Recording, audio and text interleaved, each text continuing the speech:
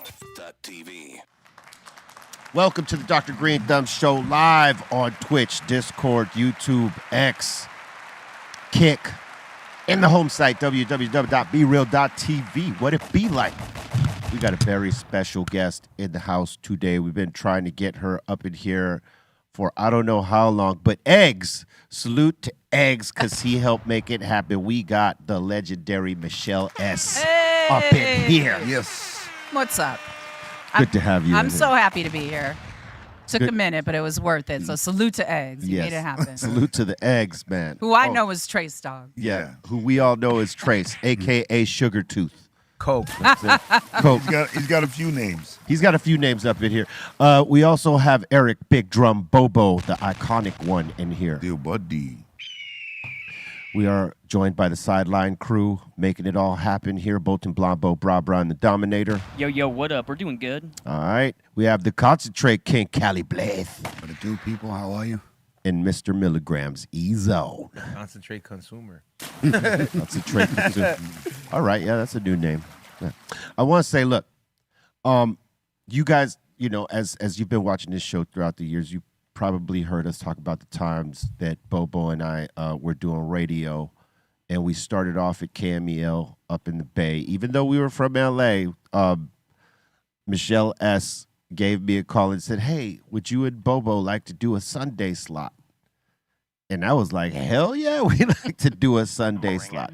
And we didn't have a name for the show, but we called it Soul Assassins because it was the quickest thing we could think of. It was the crew name. I still have that jacket. And that was the start of our time doing radio.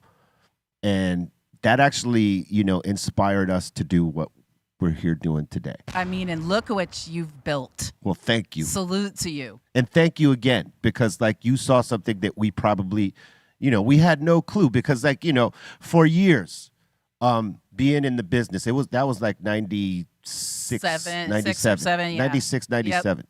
Yep. We were just putting out Temple of Boom, I think, or something like that, or just put it out. We'd done radio all over the place, promo style, sitting in with the hosts, DJs, whatever, and then doing the drops. And we were very familiar with that style, but I don't think we ever thought that we would host a show, because back then they didn't do the takeovers yet. It's an artist takeover. At least not for us. No, that's kind of like that was what we were pioneering with that. It was to launch that whole station for the hip hop generation. So it was like, let's go a different direction and empower the artist in a different way, because your fans want to hear something unexpected. Plus, you guys were funny as shit. And you always were. You always were funny. We thought we were, and I thought you were. We were just doing normal stuff, what we would do, like normal everyday stuff, but it was crazy. E-Zone, we would call massage parlors. It was Prior to going on the radio, or no, on the radio. On the radio, live. Like because Mr. Cartoon and Estevan from Joker Brand and Soul Assassin Studio, they also did the show with Bobo and I. So we do crank calls to massage parlors, is stupid shit. But people thought it was funny. You can't listen. Where is all this content now? We have some of the LA. I have some of I have the San Francisco stuff. You got the San I Francisco did. No, this is crazy. So when I was writing the book, I taped everything. Like I would always run DAT tape. Remember that? Yes. And so I would run the tape on the station because the entire time I was always very aware that it's ephemeral. So your shit's just going in the universe. No one will ever hear it again because it's live radio. So I would just run tape to preserve it so that I would have it. And I put all that stuff in a box and lost track of it for like 15 years. Wow. And then when I went to write the book, I was digging through storage and I found it. Wow. And I was like, and the university I work at now is a recording studio. So I got with the sound engineer and was like, these are 15 years old. And everyone's like, it'll never work. And cassettes, everything from 20 years ago. And all of the tape survived. Wow. And you transferred all of it is digital now. We had some from the beat. Yeah. That Quasi and I had, he had a combination of them, and I had some, because we were recording everything, almost everything, and some of it held up. There was Yeah. a couple glitches in a few of them, but yeah, it was crazy to hear it. I can't imagine hearing when we were I'll at the send it bake to you. because we were Yeah. very green at the time. But just Remember but the having remote? Yeah, The live remote the live remote. From when you guys were doing summer jam. we did summer jam. Threw That's them right. right in the deep end. It was Yeah. like, here you go. Oh yeah. I'll say this. Like that helped season us because it was like you didn't baby us, you just like go. Hey, you're a live performer. You know how to get on a mic and kick ass. You're absolutely right. So are these archives available online? Like where do you? No, well, I'm You said they're starting to digital. archive it for my website, so they will be, but not yet. Not yet. But you've gone completely through all of them. All of it. There's so much stuff I have. I've got like the day that Tupac passed away, we did a special show and had everybody from the Bay Area. Layla Steinberg was reading poetry from Pac's own books. People were calling in. Obviously, he was from Oakland. It was a devastating day, but I knew that day. I was like, this is hip hop history. I'm rolling tape. And all of that survived. Wow, that's incredible. All of that survived. So for those of y'all, maybe asking who is this lady, right?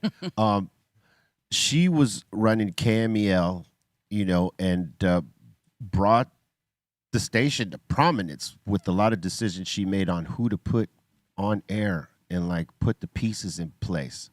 She did such a kick-ass job that the station down here that was the sister station needed her to come down here and do the same shit to bring the station to prominence. Now there was already Power 106 that was popping off, right?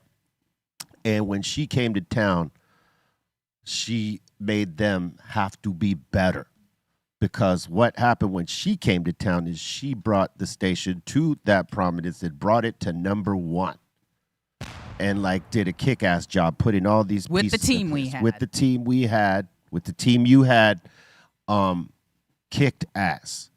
And, I got to say, we're one of the pieces that she put in place, and we've always been appreciative of that because we realized the platform that you gave us and what it meant, like as to have this platform, to have a voice on it and say, hey, this is our new music or this is our new merch. Yeah. This is our new event. This is, hey, we're just doing this today or we're going to be at this event tomorrow or whatever the fuck, because we were also throwing Dr. Greenthumb parties back then. That's right. Wow. And we launched them from the beat. Yep. You know what I mean? And that all came through the opportunity that you gave us there. That's awesome. I mean, I'm proud of you every single time I look at them go with that show. It's amazing. And actually, the history of 92.3 The Beat is that was my second time there because I was hired by Keith Naftali, remember him? Yeah. I was working at RCA Records in New York.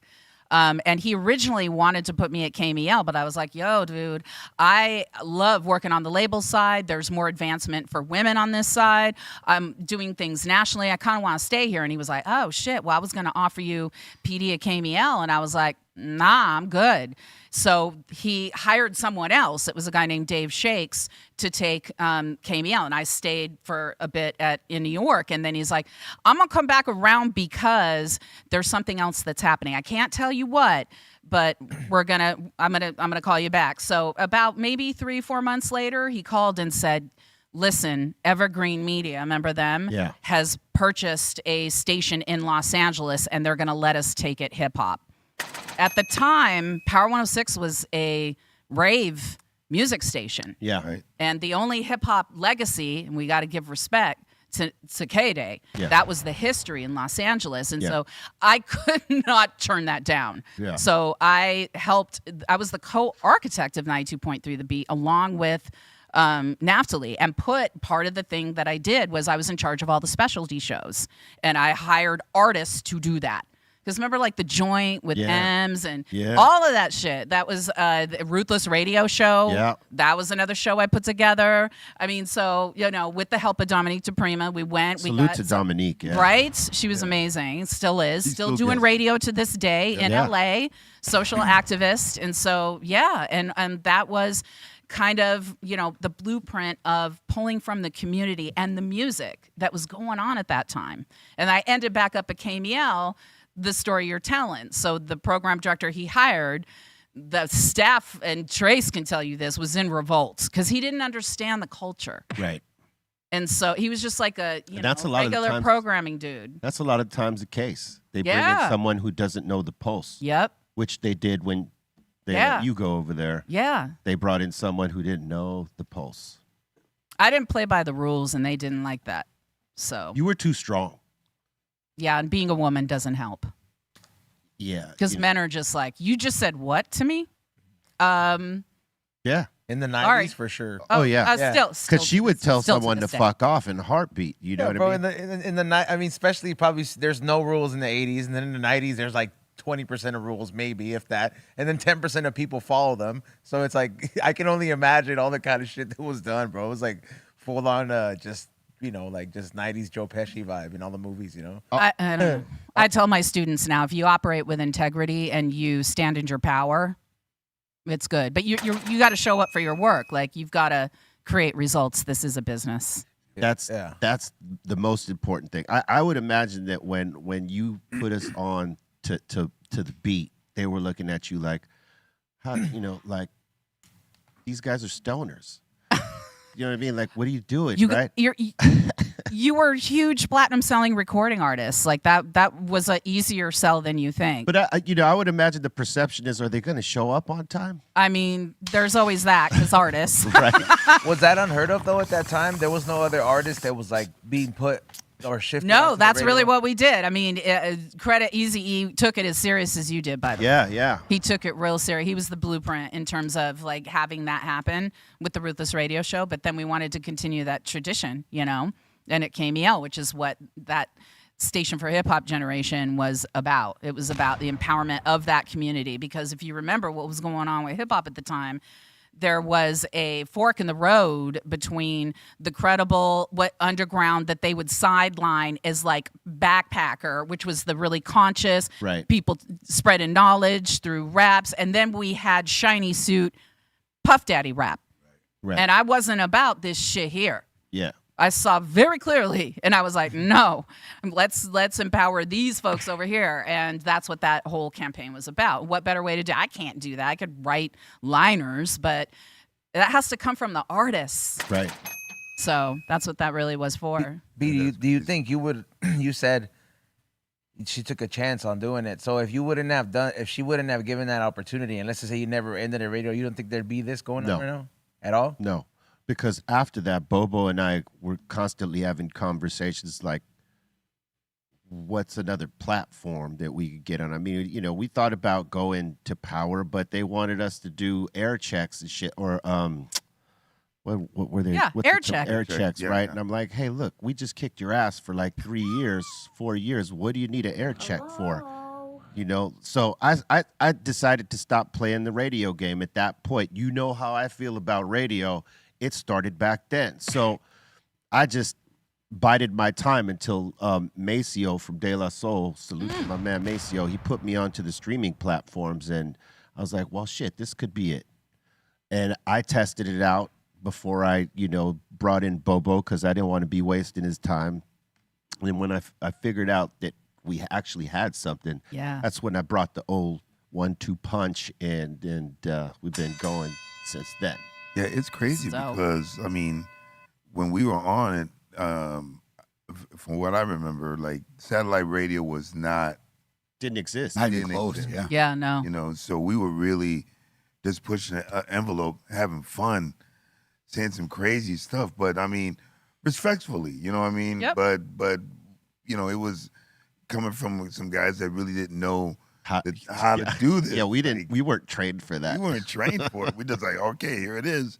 So like if I'm like running late, sometimes I'm calling the hotline and he's talking shit to me like as I'm running late on Yeah, he was always late. in the car, you know what I mean? But it became content. But it became Yeah, content. exactly. You know? Quasi and I were always on time, and thank you for putting us with Quasi, Oh, because yeah. that was I mean, he's Absolutely. a lifelong friend, my brother Same. Gemini and all that. He actually was pivotal in teaching us how radio went in terms of the clock. Yeah. Because I used to run this show based off of that clock, and he showed us a lot of that game. So I just took what I learned there and brought it here, but now, there's a visual behind it. Yeah. So, yeah, all that was experience. I had no clue that we would ever be doing some shit like this until you put us on the air. Because I don't, listen, I'll be honest with you. I don't know if anyone else had asked us, like, hey, would you consider doing a radio show here? At that time, I think Bobo and I would have been like, nah, hell no. We got to be touring and shit. But, we were good friends with you at the time already. And we're like, hell no, we're not going to say no to Michelle S. We are going to go do that shit. And that was our first introduction to Southwest Airlines. Oh, Because we had to fly on Southwest every Sunday. Wow. Go do that show and then See fly the back. commitment? That matters, man. Oh, we did it. We just flew in. We didn't hang out. We flew in. The car took us right to the station. We did the show. Then after that, we got right back in the car. Well, sometimes we'd smoke with Trace and Franny before. We smoke out, but like basically it's like going right back to the airport. And is that where that relationship kind of bonds? Yeah, I love that. That's how we get down with Trace and Fran, right? Salute to both of them. Yeah. And shit. Trace and Franny, behind that relationship, would come to our later shows at the Fillmores and bring us bags of mushrooms, and we'd get totally fucking melted on Especially stage. Franny, man. Oh yeah. God. Oh yeah. He's out there fucking doing it. You just put out a book. I did. Congratulations on that. Get my book. This is a lifelong dream right here. Yeah. Thanks. Tell us about the book. So this book basically talks about what you say you hate radio. Right. I'm so disappointed with radio and so frustrated by it. So what this book, which is called Radio Phoenix, everybody can buy it on Amazon, and the audiobook is coming at the end of the month at michellesfresh.com. Come there on. you go. You read it too in the audiobook? I did do an audiobook. It took weeks in the studio. I had so much fun. I had way too much fun on the microphone. I was like, dang, I got to find another job where I'm talking like this because... Those are the only the kind of audiobooks that I feel that, I don't know, is for me, when I listen to them, if it's the author who was actually reading them and saying it, those are the only ones that I actually believe. When it's very monotone and other shit, I'm like, I hear you on that. Yeah, but if somebody's reading it, like especially like you sound you speak clearly, you sound very enthusiastic when you this talk. is exactly how I'm talking in that book. Yeah. So it's probably gonna be a good listen. I hope so. It's the hook. You know what I mean? To reel a motherfucker in. It's true. And so this chronicles the story of just what happened to broadcasting through the lens of my career, because I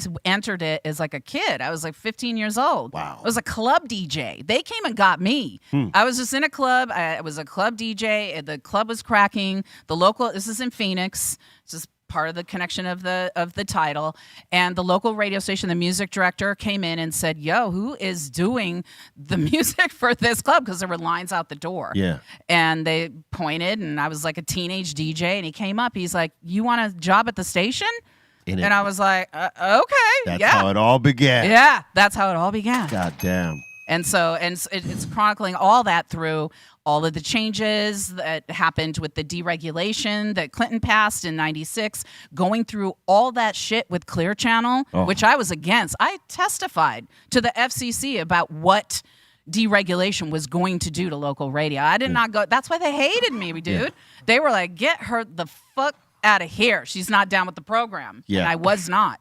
Yeah. I knew it was going to fuck radio up, and a lot of people lost their jobs. But hey, it's still free. But you were right, though. I mean, that's a whack way to be right, because it sucks. And there's a whole 2 generations of people who aren't listening to it. And now look what's happening to artists who are caught in this horrible matrix of freaking streaming, which, I mean, come on, horrible. Talk to me about performance royalty on digital versus performance royalty on radio with airplay. Come on. See, that's exactly what we say here all the time. We like that argument right there, and the fact that we didn't have a representative in the fucking room when they were making these deals with the streaming services and the rate that we get and what you have to. How much streams you have to make something significant? 3,750 to equal one album sale. And that's on the free tier. If it's the paid tier, it's 1,250 plays to equal one album sale. We were talking about something off air that I think the music industry or the artists in the music industry should do. Pull their fucking music from, right? And like unionize and say, hey, till we get a better rate, you can't have none of our shit. There's a complication, though. The record company sold us out. Well, part of that, but also everybody's contracts, your master recordings are mostly work for hire because you assign. Remember? Right. You assign them ownership, which is what they're getting to invest in you. And so it's hard for artists to unionize around content that they technically don't own. And by the way, y'all, this is why I'm a university professor now. That's why what I do. I teach. That's why you have to own your masters. Yes. This is why you have to own your masters. So it's kind of like more like an independent person's game now. Like it is direct to consumer. Direct to consumer. That's why vinyl is coming back strong and things like that. I think it's gonna get back to physical property, something that you own, because streaming, you don't own it. That's what I was going with. I was wondering. I'm like, then what's the alternative? Because streaming is probably not going to go anywhere. It's not. And No. you know, like every artist out there, like once you get out of the deals and all this stuff, or at least all the independent artists, like I guess the best thing you could do is really zone in on the fans you actually have. That's and hope exactly that they actually right. buy things. Yep. And you're the person that's making the shirts, that's making the hats, that's making the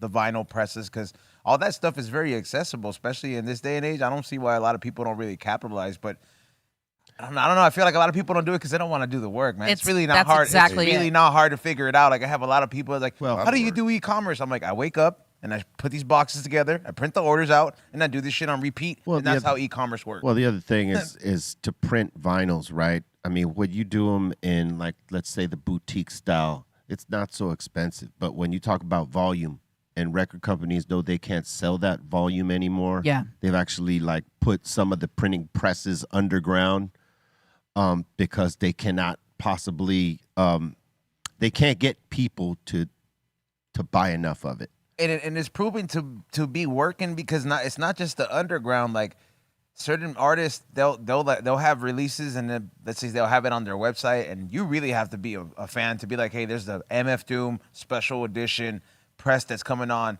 and you have to check that website. And if you snag it, you're gonna be the only person to have it. And this thing is like going up in value because it's not available on the iTunes. It's not available on that, and you have to actually have it on record to get those deluxe tracks. Because I mean, as much as I don't listen to some of these artists, I know there's value in some of these vinyl when they're in the resale game. So I'd be scooping some of them. I'm like, damn, man, there's so many presses coming out with, especially now that MF Doom has passed, because they get to go through all the archives. They're just monetizing in a lot of this stuff. I'm pretty sure the estate's doing great, but I would say labels, right? Because they don't want to commit to pressing the volume that they used to press up because they can't really estimate how many people are going to actually buy this vinyl. Yeah. Right? They should do like merch companies do in that regard. Like say there's the amount they're putting out. Let's just say they're putting out 50,000 pieces, just for example, and they sell that.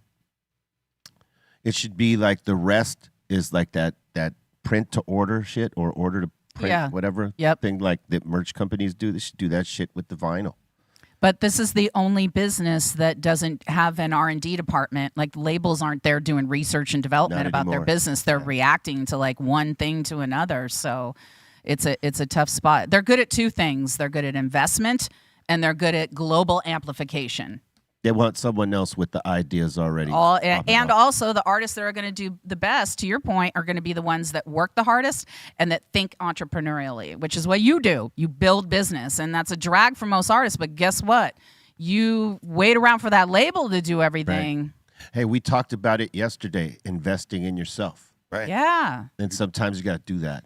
Who better than to invest in yourself? You know? I mean, if you don't, who will, right? Like, Yep. so if like people say you did all this yourself, and then, like that potentially opens the door. Like, well, fuck, if this guy or whoever is willing to put all this on the line, maybe I should think about doing something with them on a bigger scale because they're committed to the shit they do. you know the reason you point out that people are afraid to invest in themselves.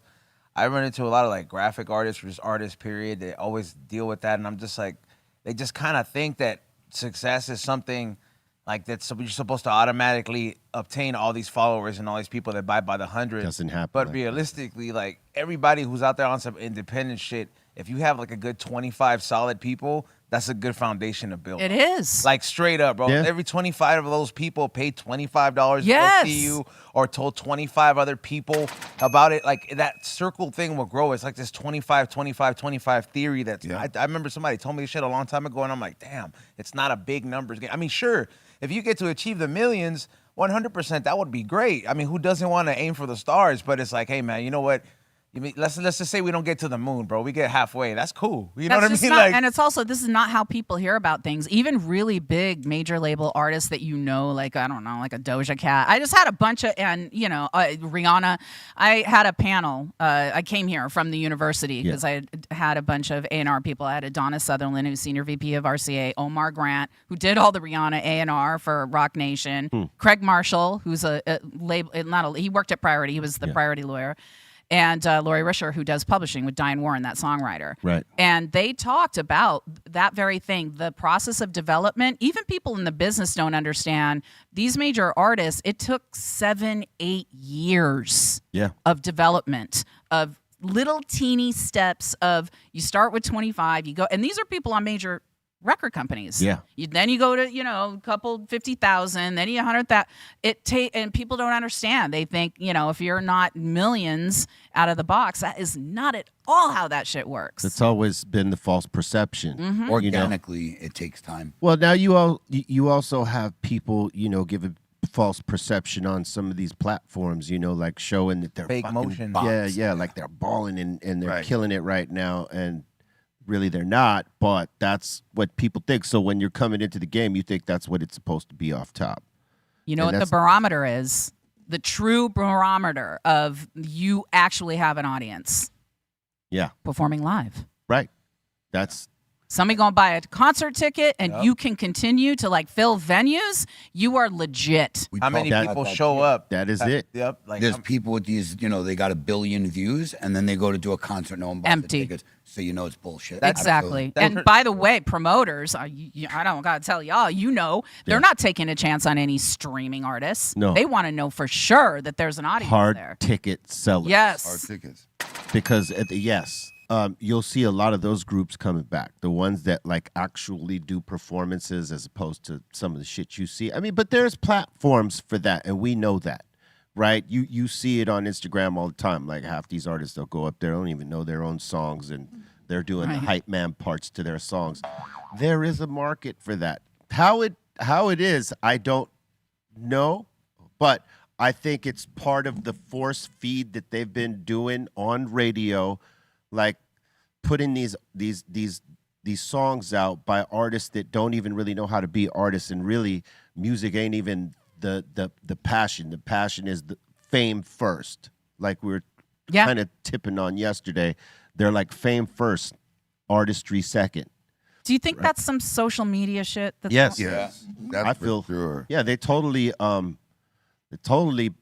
force feed motherfuckers that. Just like the radio. Like Instagram is much like the radio. Yeah. They'll force feed you the bullshit. And then when you try to put something out that's like, telling some factual shit or putting people on, they'll flag you for it, label as false information or whatever the fuck else.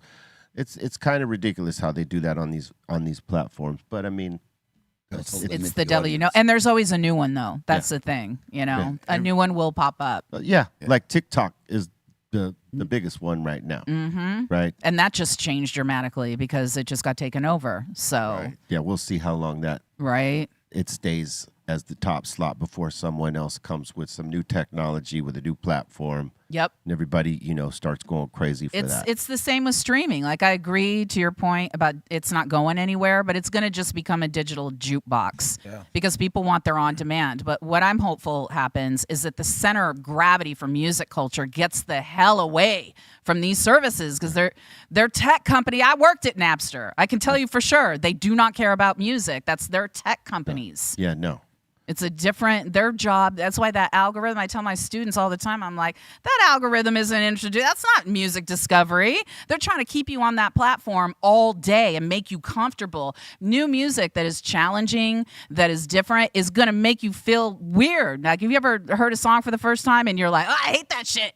Yeah. And then you're in a club and you're like, damn, it's kind of a banger, actually. You understand it later, yeah. Right. Like, and so how are you going to do that in this 10-second matrix? You're not. And so all these artists are not, because they don't want to push you out your comfort zone and have you leave Spotify.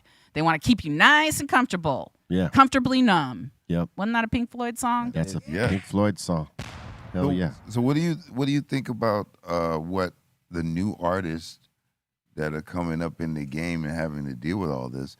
How should they start to approach their career with this? You gotta I tell them to think entrepreneurially and to build their own business, because here's the thing. It'll do two things. First, you'll control your own destiny in terms of your fans, right? You're gonna be able to be authentic to yourself. A perfect example of this, by the way, is one of the biggest artists in the world, Bad Bunny. He's independent. Remus is through the orchard. There's no way that he would have been on Columbia and been able to do all of his albums completely in Spanish. You know, they would have given him the Ricky Martin, you got to have some Spanglish on there. Yeah. Right. Absolutely. But when you're independent, he was like, nah, Puerto Rico, here we go. I'm Spanish all the way. And so that's an example. So that, like, build for yourself, stay authentic to yourself, because when you build that something real, all those labels are going to come sniffing around anyway. And then you have leverage in the deal. And leverage in the deal is everything. Right. Because that's how you drive down your royalty. That's how you get your advances up. That's how you do licensing versus you're going to own my master. You know, shorten the window of revision.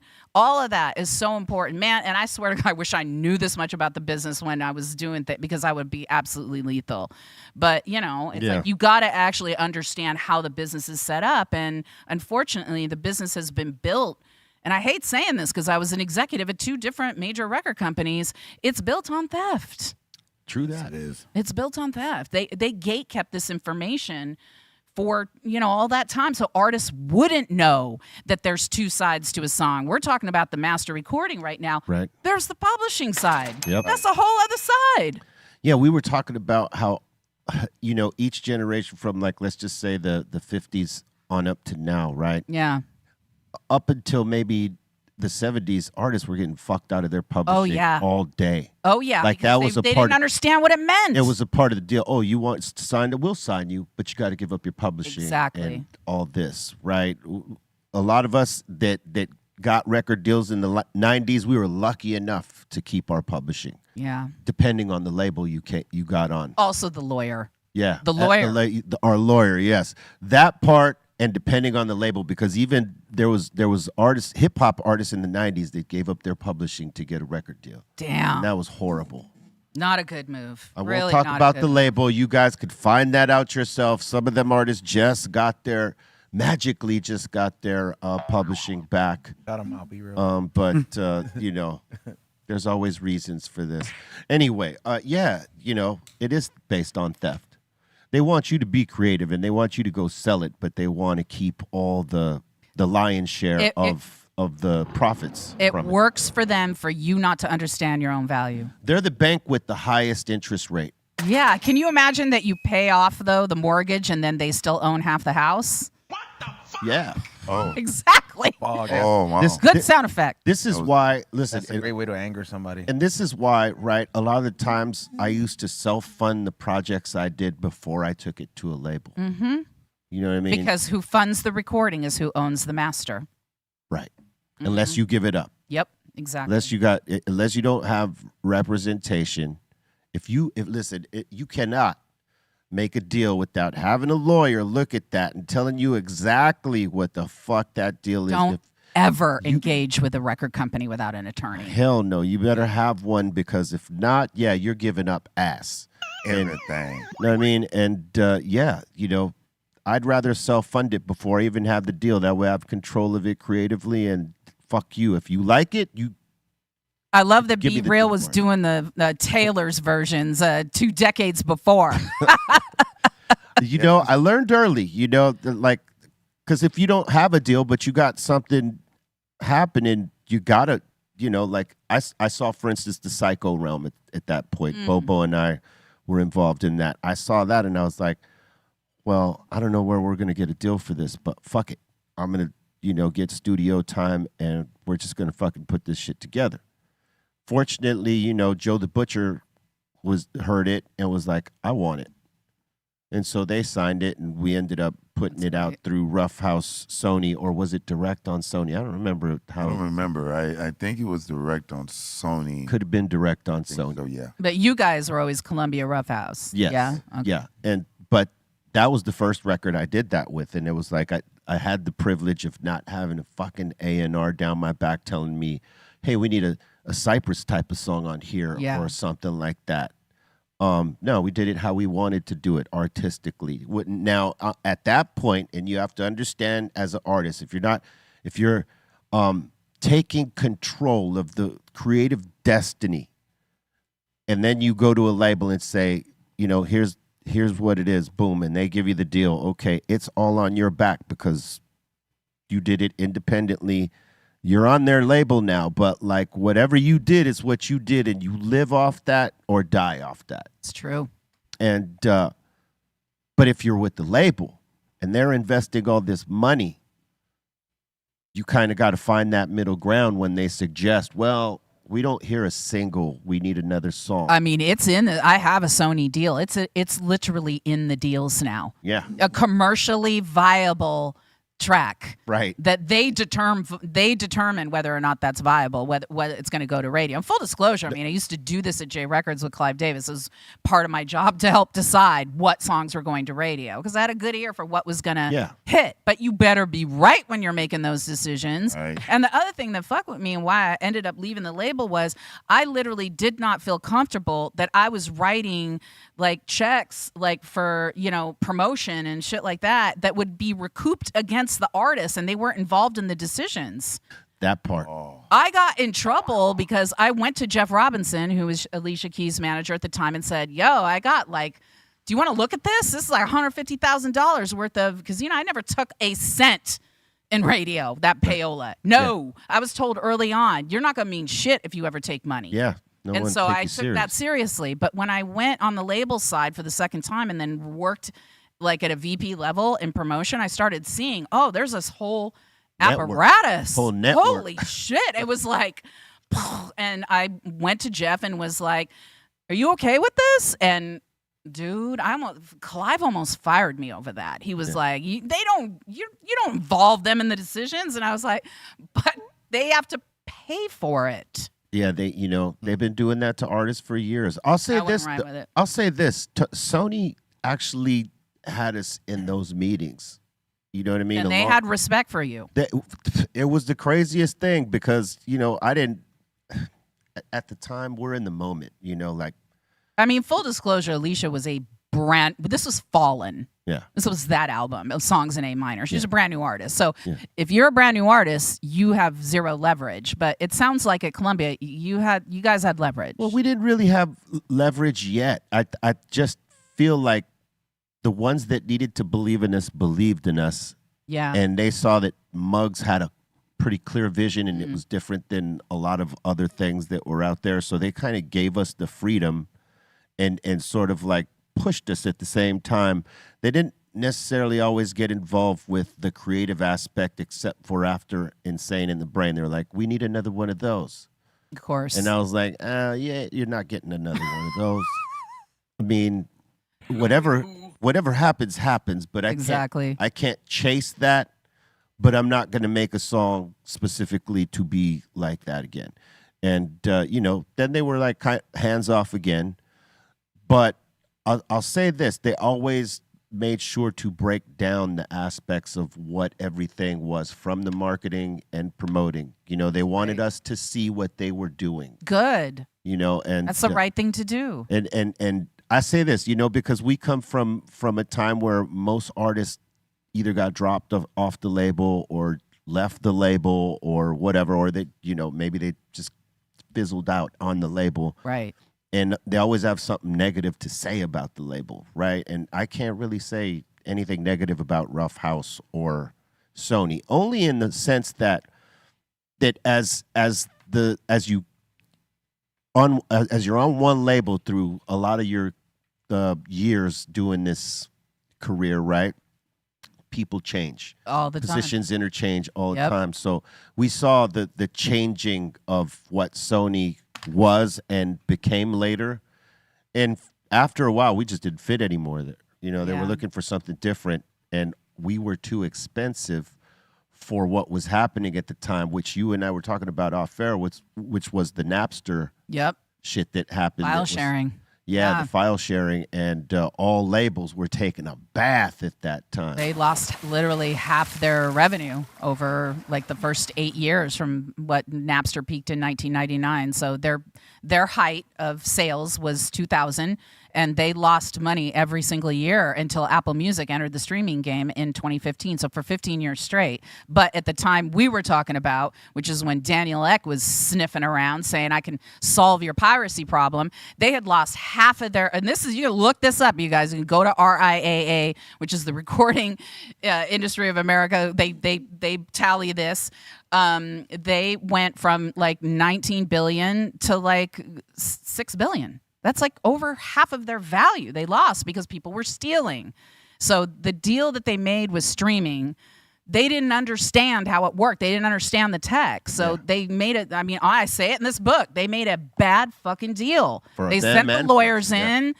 You know, my students ask me all the time, why is it 0.00? I go, I don't know. But I can tell you that the mechanical royalty for physical sales is 12.7 cents per copy. Right. I don't understand this fractional shit at all. I don't like it. I'm so against it, and I'm the only one. Just so you know, a lot of people, I mean, I think that's the people are starting to figure it out after 10 years. But I've heard conversations about it I hope happening so. now. You know, I don't think it's fair at all. It's not. It's No. definitely not. I mean, they've never really been fair to artists, and now this is just another way of them, you know, fucking us even more because they devalue the art. Well, they do. Here's the thing, and it's complicated for me, right? Because I worked at a record company and helped break artists. They do invest heavily. They do. Yeah. And there are hundreds of people who work on a release, you know, and you need money to do that stuff too. So I get it on that point, but I think it's just that they, like I said, they don't have research and development. They didn't understand the technology. I was explaining about MP3s when I worked for Napster. They thought it would go away. Right, or that they could sue it into oblivion, which is kind of what's happening with AI, which is another problem. Yeah. It's not going anywhere. Yeah. And we're barely seeing the birth of that right now, and what it's like still very new. It is, but there's no legislation, and the attorney that was on my panel today says he does expect that they're going to change the copyright They're law. going to have to. They have to. Because I mean, you're seeing shit every day of, you know, these creative people like using other. They're training. Yeah. They're all that stuff is being trained on copyrighted material. What? It's crazy. Which is also another form of theft. Yeah. So That's great. fun conversation, guys. And that's how we do here. But this is facts, and this is I'm gonna gems. need to hit this. It's like I was Pe- depressed. People love to hear this shit because I mean, you know, like Gems. no one's gonna say this to them, Yeah. and so that they can understand why artists are pissed off at certain things in the prospective industries. You know what I mean? Nothing sends me over the edge faster than artists are complaining. I'm like, do you understand why? Do Yeah. you know why? They know why. They just have to play the denial role because they, you know, they kind of sold us out. They sold the art out with you know, kind of the selling art. themselves out. Yeah.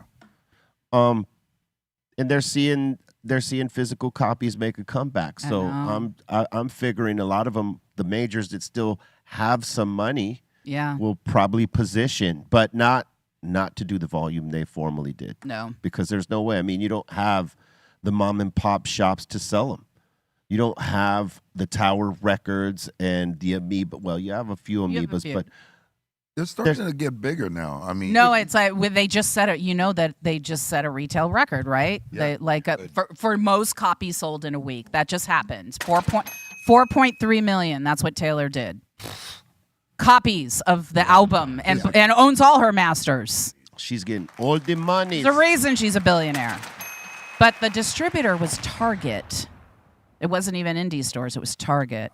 Oh, they're having all because Target racks vinyl now. I think it's kind of going back to analog a little bit. And D2C, you guys do that, right? Direct to consumer with your fans. yeah. So A lot of it. Yeah, it's crazy. Yeah. As an artist, I mean, that's what you got to do. That way you don't have the middleman and them like just dragging along what they pay you. But if you have the fans, you'll be able to make some sales. Direct sale. Yep. Yeah. What do you think about the pros and cons of, catalog, the people that buying up people's catalog or selling your catalog? Man, Like Bob Dylan or who just did it? Yeah, it was Bob Dylan, right? who sold his catalog? Yeah, all of them are selling their catalog. I mean, those artists are so big that it might be for first of all, if I was giving the advice, and I'm not an attorney, the first thing I'd do would tell you to speak to an attorney. But I'm kind of on the don't ever sell your publishing. Don't ever give it up, ever, because that's legacy and that earns money forever. Here's Perpetual. here's how I explain it to. Here's how I explain music publishing to people who, because it is confusing. So let me explain in the simplest terms. So everybody knows the song Jingle Bells, right? Y'all know that song. Yep. How many versions of Jingle Bells have you heard throughout your lifetime? I used to work at the mall, and there's like at least 100. Okay. right there. So 100 different, recordings of Jingle Bells that exist. There's only one composition of Jingle Bells. And one person or whoever wrote that song They get paid. on all 100 versions of the right. recording. That's So right. that is why you never sell your publishing. Yeah, that's why, like, like Bing Crosby, for instance, right? He came up with the White Christmas song. Yeah. That's been covered from his time up until I don't know when. That song was always sung, right, and recorded by other artists any Christmas time. Yep. Right? Elvis might have even done a version of it, right? Because people used to cover shit all the time.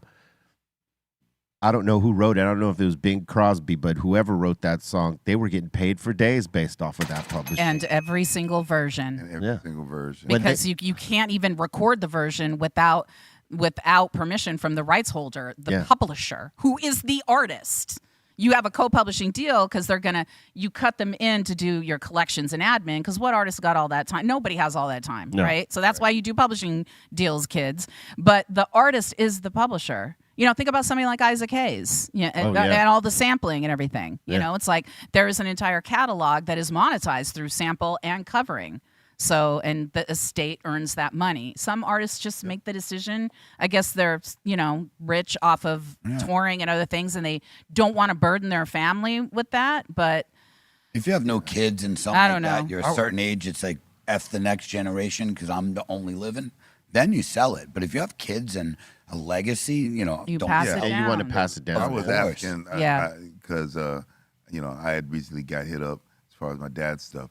The publishing, they sweeten it all out, throw all this money at you, but then at the end of the day, it's like, then I lose control of. Yes, Yeah. exactly. I'm just like giving of what that they away. do with it.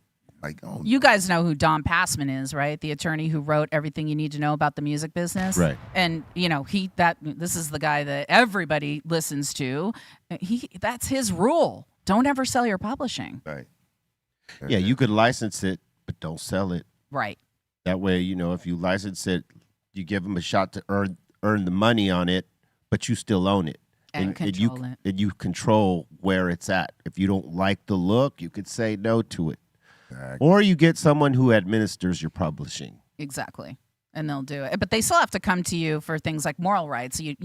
Certain commercials you're not going to want to hear your music in. Hey, you know how many artists that are probably out that are out there that are probably owed money in publishing, but they've never had someone, administer their publishing, know where to look for it. I know. Yeah. Yeah. There you go. We just dropped a gem on you. Gem. If you're one of those watching, you know what I'm saying? Get someone to administer your publishing. They'll find your money. Excellent. Right. And they might even get you, other opportunities like syncs and stuff like that. Yep. Which can be lucrative. Yeah. Especially if it's a movie or something, Yep. or a movie trailer. you might have that hot new song in the movie. It's another way to get discovered. If you're a new artist, you get on a TV show and people are like Shazamming your thing. Like, what the heck was that? That's right. Bolton, do we got anything in the asylum for Michelle? We actually don't have too many questions. It seems like They're learning today. they're learning today. I was actually going to bring this up. I found a little throwback picture with you guys. That's oh, Look at Esteban. look at Larry Jackson. Larry Jackson. That's Larry Jackson at like age 15. And that guy right there was an intern at the station. He was our board op at KMEL, and now he's a shot caller beyond shot calling. He is. Wasn't he running Apple Music for a minute? He was. Wow. Now he's doing Gamma. Yep. Damn. Yeah. He's He does big things. He was only, what, 17 at that point? No, he was 15 in that picture. What? Yeah, he was a little kid. Was it? And I knew that Larry had Larry was really mature even at that age. When you think like he was I knew even then. It was like I would call him Mr. Jackson, and he's like, why are you calling me Mr. Jackson? I was like, because Larry, someday we're all gonna be working for you anyway. We might as well get this out of the way now. Hey, and I had no clue he was that young. Yeah. And he was just so knowledgeable of all the fucking equipment because he board opped our show. Yep. And he's good with artists. We wouldn't have got high in the studio with him those couple times if we had known. You know what I mean? San Francisco, We didn't everybody's know. high. I remember one of our first shows, we blazed up in there, and so I don't know if it was Trace or Franny. They were like, "Hey man, you guys blazed in the studio. All the offices were like danked out." That was for me to clean up. I didn't care. I was like, whatever. Let me tell a real quick story though. This is because there was a fine line of some of the shit we would do on radio when we were there, right? There was, for a very short time, there was this adult film star who co-hosted the show with us for a few weeks or whatever. Alicia Class, you remember this? Oh, yes. Oh, my God. And yes. we used to take calls from people. And it was a segment called Ask Alicia, right? And some girl calls in, and she this is the type of show we had. She calls it, I love my man, and I want to do something special for him, Alicia. I want to do it in the butt. How do I do it? And she proceeds to break Give it. instructions. to break it down. Break down. it down. Like Tutorial. graphically, but not using any expletives. What can only be interpreted as useful information. It was the funniest shit ever. We were cracking up on that, but we had to let her go because it was way too much. Too saucy. No, I remember when he called us into the office, and he says, "Okay, guys, she's got to go. You and Mariana." Yeah, Mariana. Both you guys were in the Mariana, office. yeah. You guys were both in the office, and you guys. The porn talk. Yeah. Oh yeah. No, we're not doing this. It's not And- K-Rock. and We the do thing is- we do have female listeners. And the thing is, she had just brought some new headphones. Oh yeah. So Oh, right man. Yeah. So we said, well, can't you just finish up the show? You're like, No. Sounds about right. Oh man. That's funny. Oh, that was It hilarious. was like 10 or 15 minutes before we were going on. He had to break it down to her, man. She was crying. She had her new headphones and everything. I'm like, Oh man. oh. This- Sorry, girly.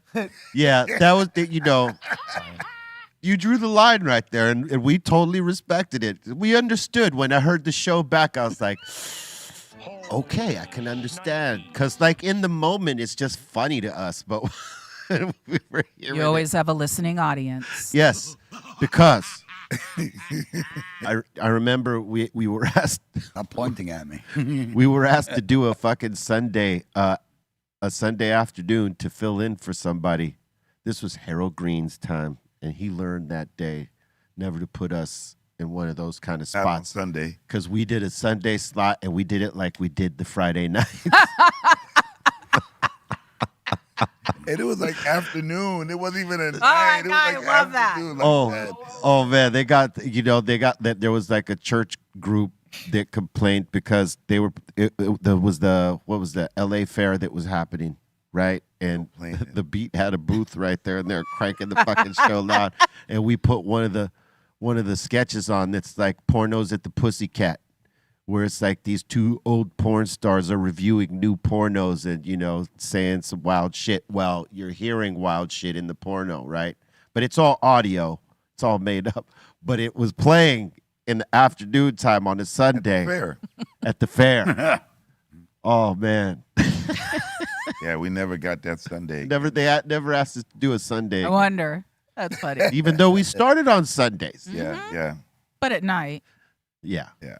Yeah, it was a little bit loose. It was a little bit looser. That's funny. What kind of advice would you give a new artist right now coming in? What would you think? What would you feel would be the thing they need to know the most right now?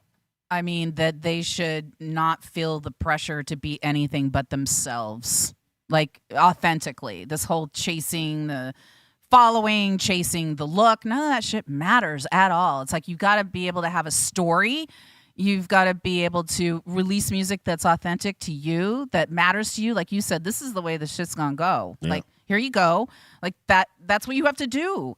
And you should have a platform or two where you're interacting directly with fans. Like, you've got to touch folks, like, and comments and, you know, and engage. And that can be however you want to. That can be you go to the local club and you have 50 people turn up, or even 25. There was a, question came up. It was like, what should I do, in terms of how do I start live? Start in front of the mirror, That's right. Like, you don't, the artists who are hungry, who want to do this, who are driven to do this, will find that way by just being themselves and being authentic. And then you'll build from there. But this whole social media construct of everything's huge from jump is an illusion, people. It's an illusion. Don't believe it. Like, be true to you. Do you. She talked about tiny steps in the beginning that build up to the bigger steps. That's the route you take. Yep. That's right. Michelle S., I want to thank you for stopping in Thanks for today having me. and dropping some gems. First of many times. You got to come back. I'll come back. Drop some more gems. I'll come back for a fully stony session. That's right. Tell them about the book again. Okay, one more Radio time. Phoenix is the book. It's on Amazon. And yeah, it's about all these stories that we were talking about in radio, in records, what happened to the music industry. If you are interested in that, it tells all of that. And the audiobook comes at the end of the month, and and I'll make sure that you guys get your audio that I've got. Yes. I'll get that. We need it. Yeah. We should have a listening session of all that old Oh shit. my God, it's so fun. I That's have fun listening to it. Right on. Oh boy. Bobo, you got any shout outs? Just thank you, Michelle, for coming on through. Oh, and it's thank so good you. to see you, Bobo. Yeah, I mean, finally, I see you every day on IG. I know. I know. But thank you for everything and for supporting us and believing in us. And thanks to everybody here at the crew. Bolton. Yo, shout the Insane Asylum, shout to Ray Morning Chat Film, shout to the Dominator, shout to Michelle for dropping knowledge on us. And what's up, Blaze? Not much. Shout out to everybody here at the table. Be sure to follow us. I think it's going to be on either Proper Doinks TV or Proper Smoke League. We're going to be auctioning off that piece that we showed earlier. And B-Real will also be judging the OG bracket for the Proper Smoke League. So tune in over there. We'll catch you over there, and much love. Salute to you for dropping gems here today. I mean, there's a lot of people that don't even share that kind of insight into your experience that you have. So it was really good to listen to a lot of the stuff you said. Also, I have a Whatnot at 4:20 after the show, so make sure you guys tune in for that. There's already stuff pre-listed on there. And go get the new We Don't Smoke the Same podcast hat. There's only 24 of them available. There's 18 left, so yeah, go get that one. That one's pretty exclusive. It's a short show today, y'all. We got to do this thing with Proper Doinks over at Proper Doinks TV. Come join us because it's going to be very stony. I want to thank Michelle S., and I want to thank all y'all out there for receiving that those gems, that energy, and so that you know some of the shit that we as artists have to deal with in this industry. So when you listen to this music, appreciate it even more. Swallow that. BeReal.tv